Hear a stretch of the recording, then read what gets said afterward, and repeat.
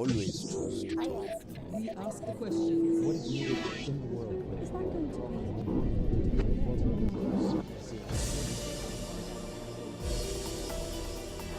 be? On this edition of Talk to Al Jazeera, we focus on those most in need around the world. It's a time of almost unprecedented suffering. The UN is dealing with more people displaced, forced to flee from their homes, than at any time since the Second World War. In total, more than 50 million people. The single worst tragedy is Syria, where 4 years of civil war have meant almost 4 million refugees fleeing to neighbouring countries. Over the past 2 weeks, ISIL forces have advanced in northern Aleppo. With a death toll well over 200,000, the UN's Valerie Amos has been battling to get more aid into the country. She has, for almost 5 years, been the United Nations humanitarian coordinator, a job she's just completed. And she tells Talk to Al Jazeera of her frustration about the UN Security Council's division on Syria. And with an unprecedented series of humanitarian crises all over the world, she talks about the need to reform the international system. Valerie Amos, thank you for talking to Al Jazeera. You've just finished the job as the chief humanitarian official in the world.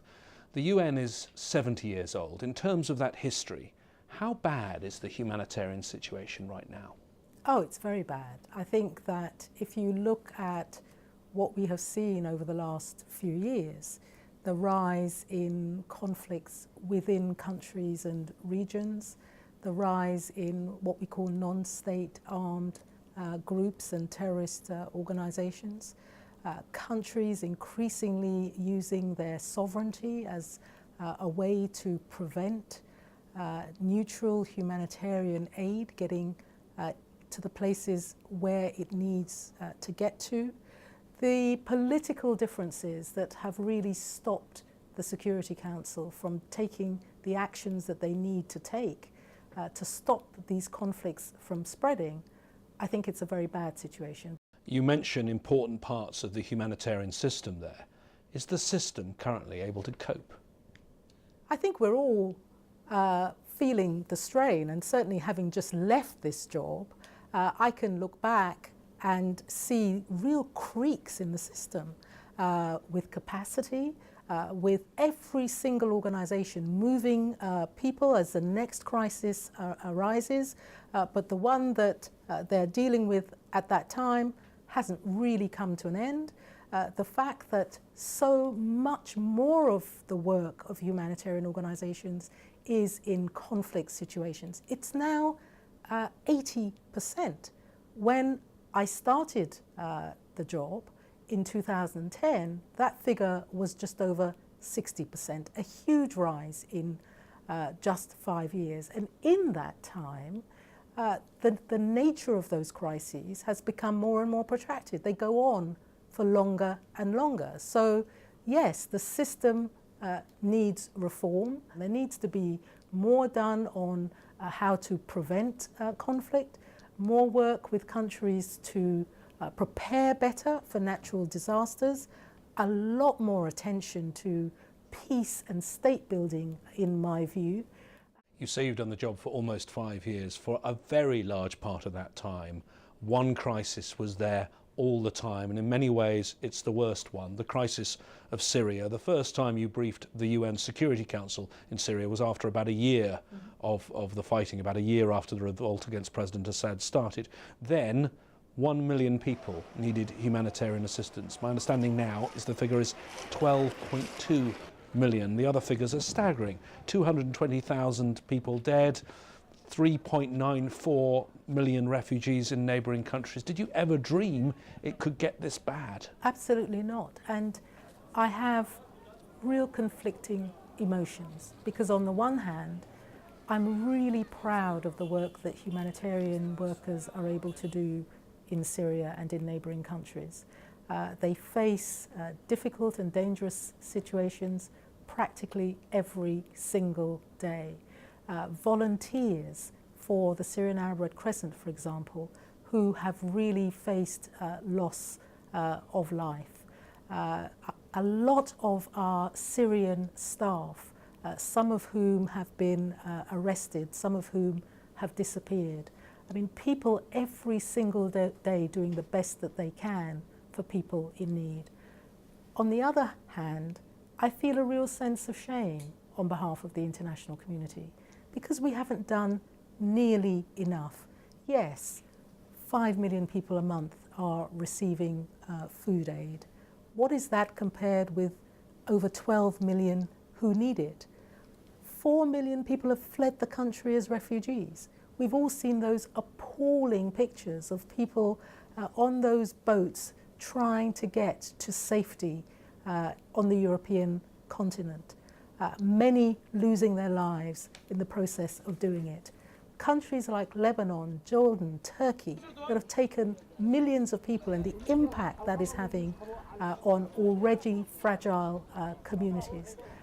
We have left those countries to bear that burden. And this is something that the UN Security Council and the countries of the UN really need to face. Are you angry about the UN Security Council and its lack of action?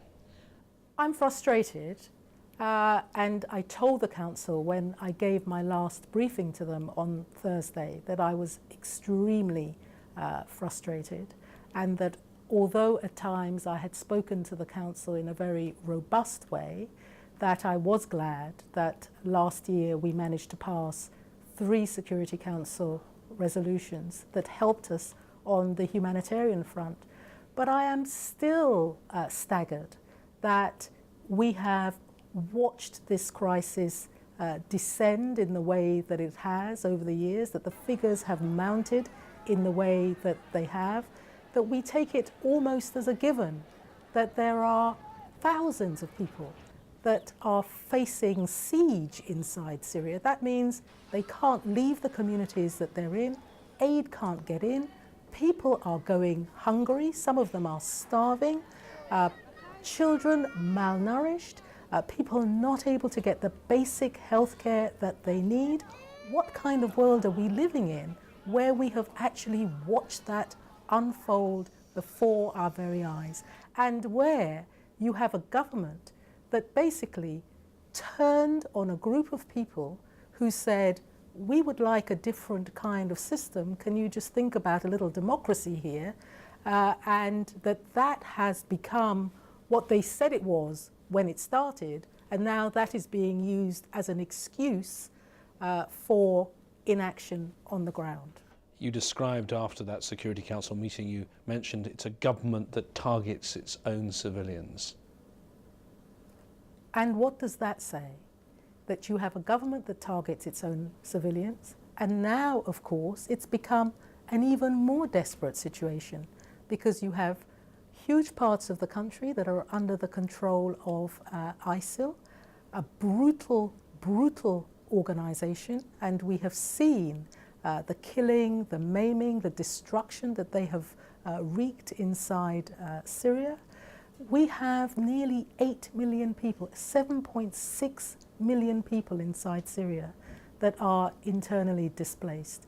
2 words that mean that people have fled their homes, fled their communities, sometimes many, many times because of the violence that they have seen, because they can't get food, because they can't get health care, because they have been deliberately targeted. So yes, the situation now is extremely complicated, but it wasn't at the beginning of this crisis. Now, the Syrian government, you've said for a very long time, has made it difficult for you. They are the member state at the United Nations, and in the system at the United Nations you have to go through the member state to get all the permissions you need. The visas for the aid workers, the paperwork for the medicine and the other supplies. Has that got any better? Well, it got a little better last year when we were going for a Security Council resolution that was going to enable the United Nations to cross borders that were no longer being held by the Syrian government to get aid into parts of Syria that the Syrian government did not control. So at that point, things improved a little bit because the Syrian government wanted to demonstrate that that Security Council resolution was not needed. But if you look at the situation now, the majority of aid that is going into those hard to reach and difficult places is going in through those cross-border operations, not through the cross-line operations inside the country. And when we talk about cross-line, we mean from areas that are controlled by one party to another. That has become much, much more difficult. And the Syrian government routinely is taking out surgical supplies out of health convoys. I mean, this is something that is totally unacceptable under international humanitarian law. It's an inviolable right that health facilities, health workers should not be targeted, and yet we are seeing it every single day in Syria. We'll talk a bit about the spread of ISIL to Iraq in a moment, but in terms of the situation in Syria and the suffering of ordinary Syrians, does it frustrate you that, yes, we cover it on Al Jazeera because we cover the Middle East very closely, but it's not even making most of the headlines? Well, I think one of the things that we are seeing today is that there are so many of these conflicts across the world, and so many of them that people think or hope have been solved and that they have not, that people lose the ability to take in so much. At the moment, Yemen is at the top of the agenda, but we have the ongoing crisis in Iraq. We have the impact of the Syrian crisis inside Syria and on neighbouring countries. We have the apparent unresolvable conflict in Gaza and the West Bank. Then you turn to the African continent, a whole series of conflicts there. So I think the ability to just retain so much data, information, and quite frankly, so much violence and savagery is very, very difficult for people.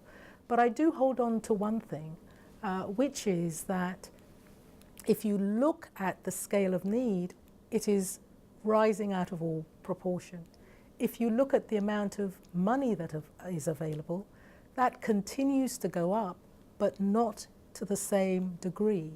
But every single time we have a major natural disaster, as in the case of Nepal, or as we saw in Vanuatu or the Philippines, people come to the aid of those people. So it's not that people don't care.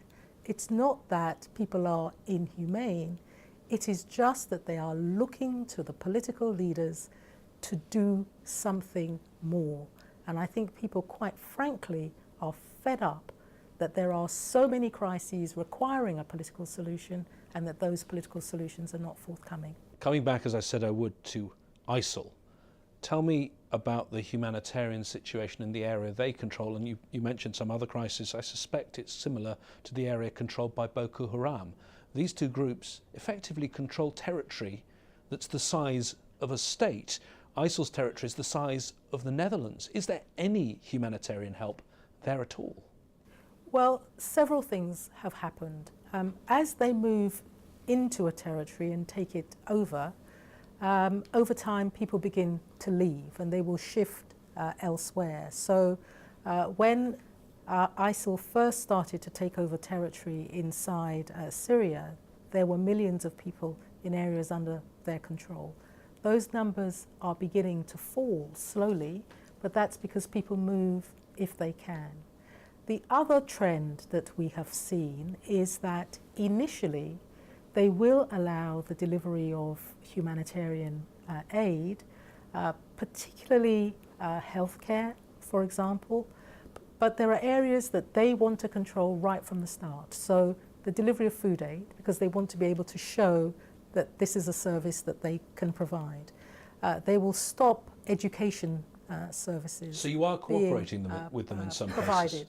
cases? So this was NGOs that had been operating in those areas for a very long period of time who were able to continue to work.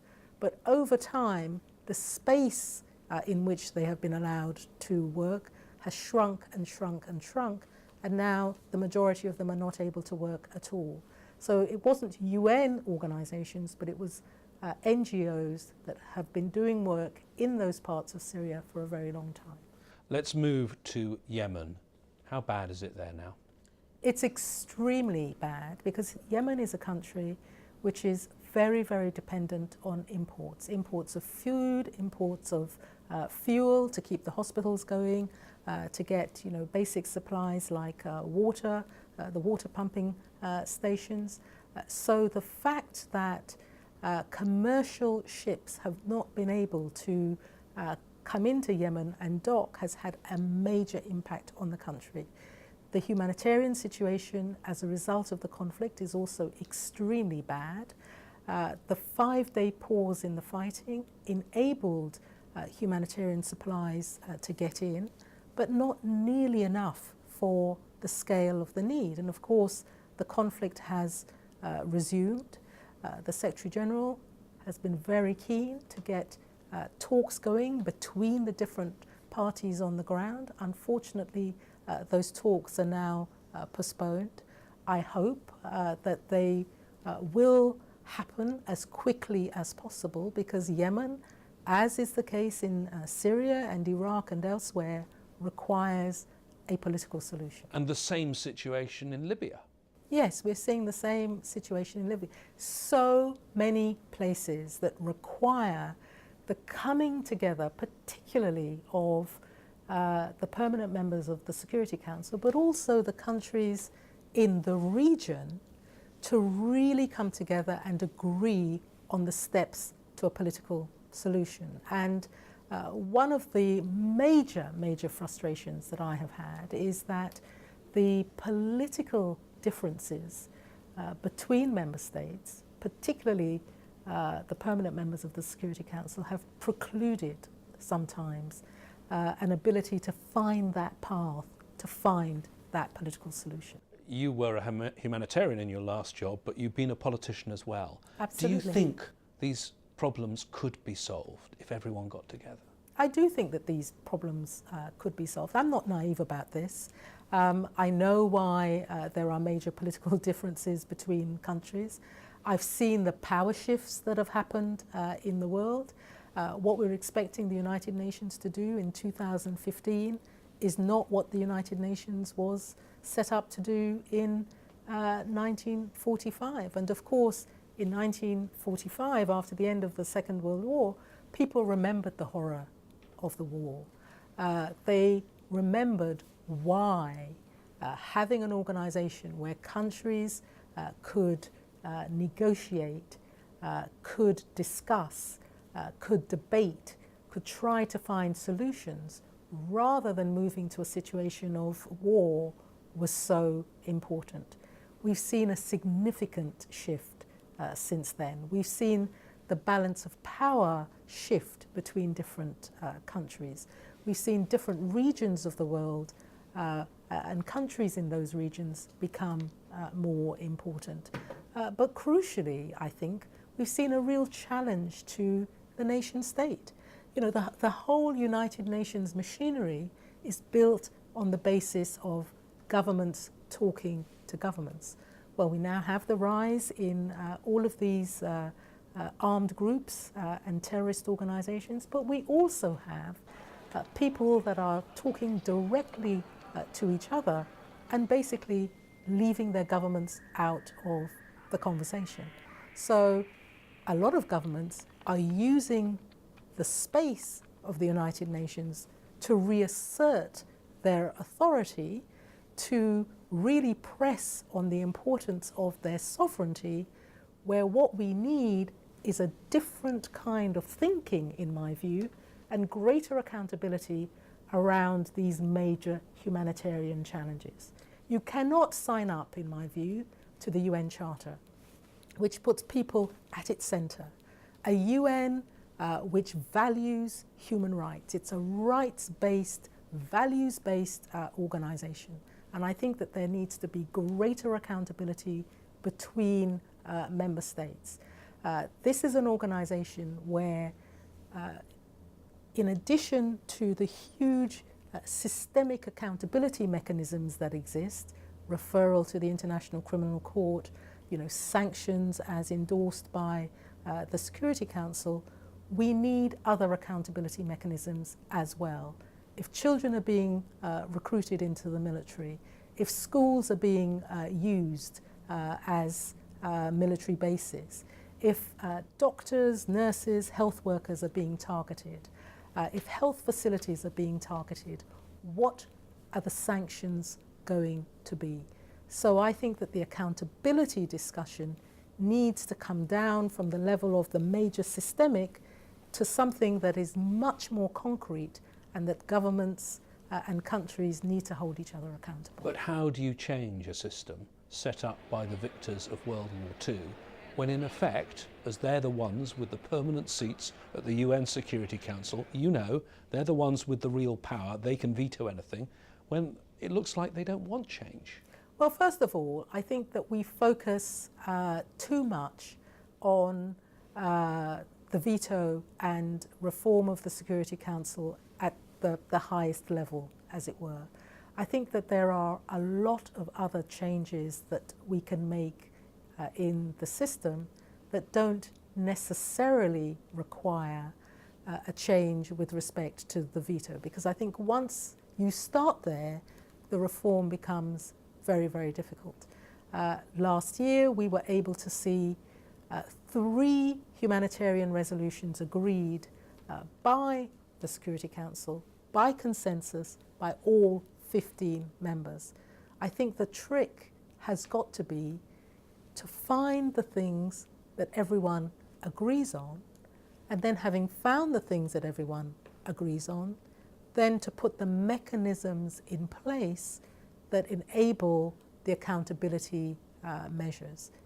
It's not easy, I recognise that, but I do think you just start from a different place. I asked you earlier on whether the humanitarian system was coping. If there isn't such reform of the system, will we be able to meet the humanitarian needs of people around the world? Already you're finding it almost impossible. But let's remember that we don't try to meet the humanitarian needs of every single person around the world. The current humanitarian system is focused on tackling the needs of the most vulnerable.